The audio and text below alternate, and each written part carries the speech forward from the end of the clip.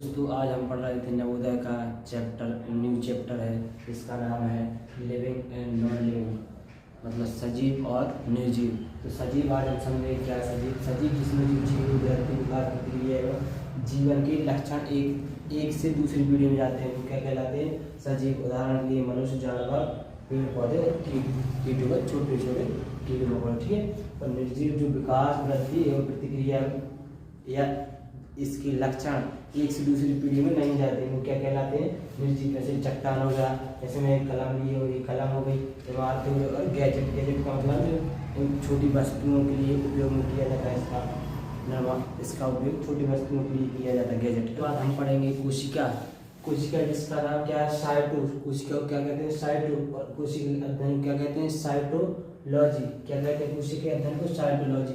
सर्वप्रथम कोशिका की खोज किसने करी थी?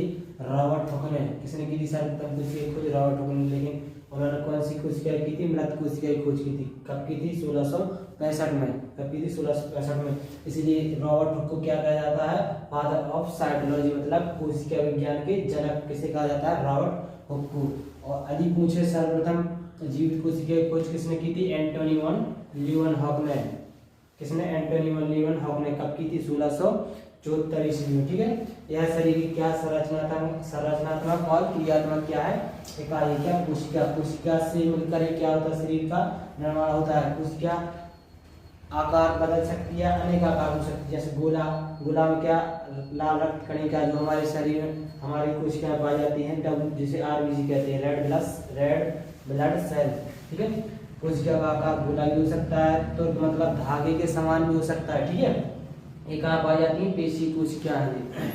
और लंबी भी हो सकती हैं, लंबी व शाखित कहाँ पाई जाती है? तंत्रिका कोशिका ब्रेन में पाई जाती है, ठीक है। इसके बाद श्वेत रक्त कणिका व अमीबा अपना आकार क्या हो सकता है? बदल सकता है। हमें नोट रखना है, ठीक है, याद रखना है इसको।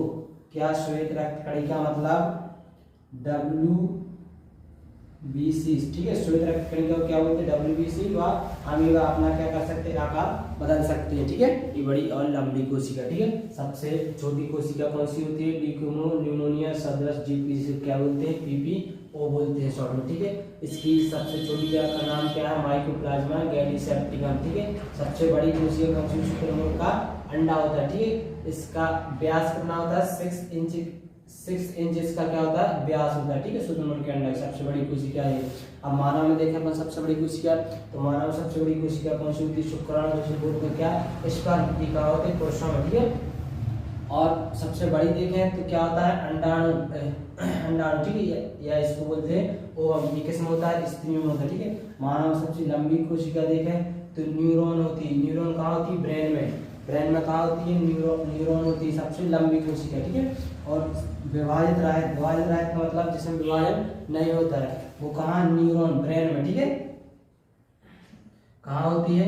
ब्रेन में होता है न्यूरॉन कोशिका, जिसमें विभाजन नहीं होता। यदि आप किसी को सर पर चोट मार देंगे तो उसकी क्या होगी? मेमोरी खत्म हो जाएगी, मतलब उसमें कोशिका नहीं बनेगी, ठीक। इसी प्रकार तेजी से विभाजन कहाँ होता है? लीवर या यकृत में। यदि आप किसी को लीवर में इस साइड चाकू मार देंगे तो क्या हो जाएगा? वह 8 दिन में ठीक हो जाएगा, ठीक है। सबसे ज्यादा तेजी से विभाजन पूछे तो कहाँ होता है? लीवर, मतलब जिगर में। यहाँ क्या होता है? कोशिका फटाफट बनती है, ठीक है, बहुत ही तेजी से। जिस प्रकार ईंट, देखो अपना शरीर बनता कैसे? जिस प्रकार ईंट से क्या बनता है? दीवार से क्या बनता है? कमरा, 2-4 कमरा बना है, कमरा से क्या बन जाता है? घर, बड़ा से घर बन जाता है, ठीक है। उसी प्रकार हमारा शरीर बनता है कैसे? कोशिका से मिलकर बनते हैं क्या? ऊतक से मिलकर क्या बनता है? अंग, और अंग से मिलकर बनता है क्या? शरीर, ठीक है।